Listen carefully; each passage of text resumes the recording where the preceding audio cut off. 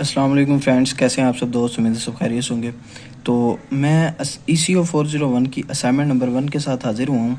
तो इसमें हमारे पास असाइनमेंट दी गई थी कि ऊपर बहुत बड़ी स्टेटमेंट लिखी हुई थी जिसमें कहा गया था कि एक इंडिजीनियस वर्क हो रहा है। कौन सा वर्क हो रहा है कि जिसके अंदर जो है हम कोई ऐसी इलेक्ट्रिसिटी बनाने लगे हैं जिसकी कॉस्ट कम से कम होगी और मैक्सिमम आउटपुट देगी। इंडिजीनियस वर्क हो रहा है, मीन टू से ऐसा काम जो पहले कभी नहीं हुआ।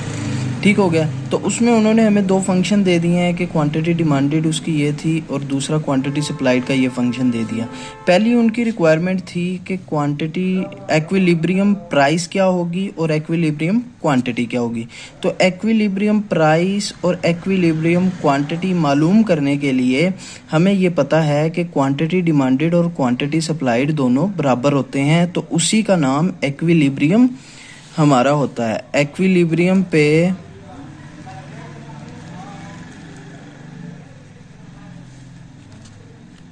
ठीक हो गया। एक्विलिब्रियम प्राइस या एक्विलिब्रियम क्वांटिटी उस वक्त होती है जब क्वांटिटी डिमांडेड मीट कर जाए, इज इक्वल हो जाए क्वांटिटी सप्लाइड के। तो दोनों हमने QD is equal to QS कर लेंगे। तो 20,000 इसकी जो इक्वेशन है उनको भी, अगर ये दोनों बराबर हैं तो इसकी इक्वेशनें भी आपस में इक्वेट कर लेंगे। तो इनकी इक्वेशनें आपस में इक्वेट करने के बाद 15,000 इस साइड पे आ जाएगा और ये 3P हम उस साइड पे ले जाएंगे, तो ये 5P हो जाएगा।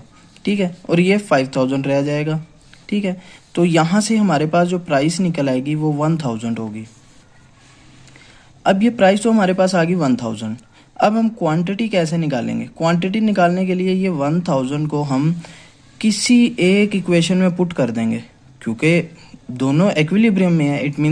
It mean to say that के 1,000 प्राइस पे दोनों इक्वेशनें बराबर हैं, तो किसी एक इक्वेशन में भी पुट कर लें। अगर इसमें पुट करें तो हमारा आंसर 17,000 आएगा, इसमें पुट करें तो भी 17,000 आएगा।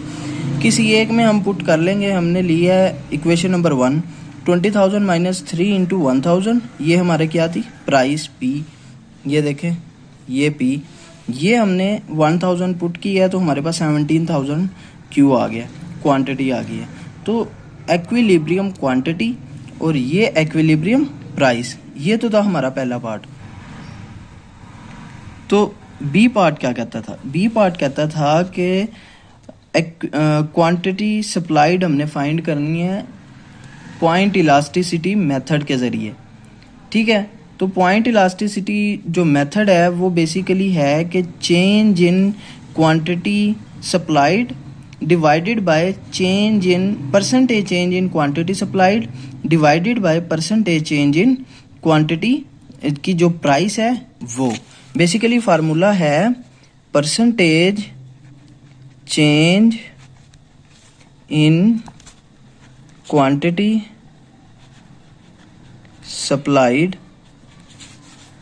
ओवर परसेंटेज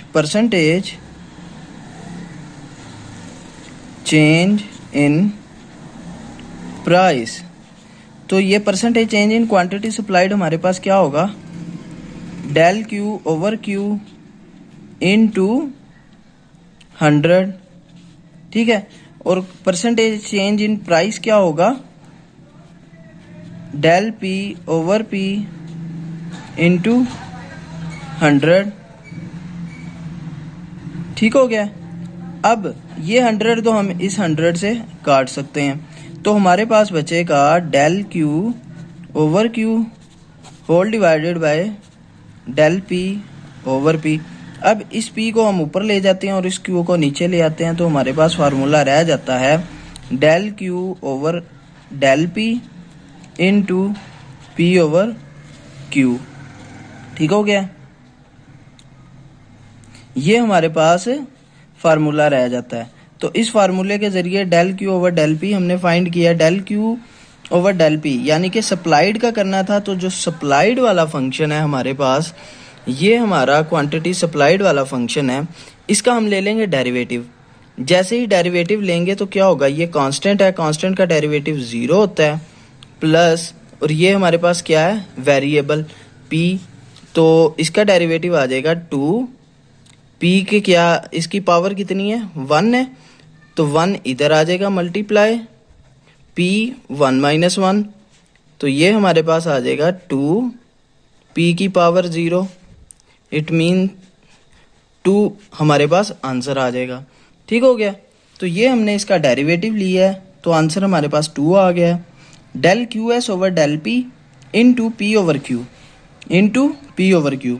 तो प्राइस कितनी थी 1000, और उसने हमें शर्त दी थी कि हमने पॉइंट इलास्टिसिटी मेथड तो यूज़ करना है, लेकिन एक्विलिब्रियम प्राइस और एक्विलिब्रियम क्वांटिटी को यूज़ करना है।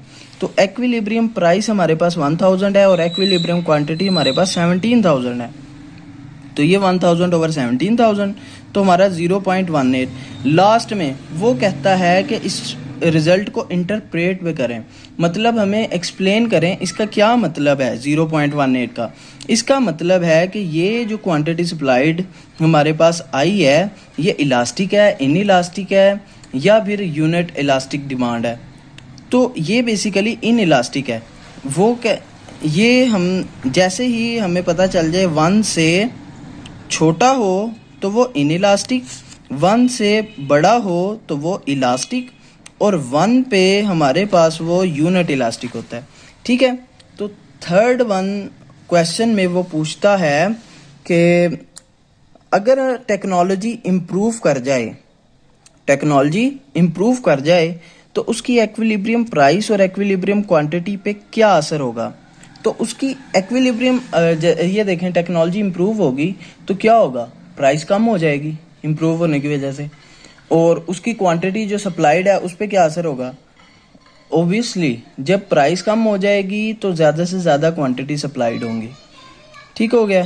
तो इसके ये आंसर थे, यानी कि प्राइस इंक्रीज और क्वांटिटी सप्लाइड, और price decrease quantity supplied increase, ये थर्ड का आंसर है।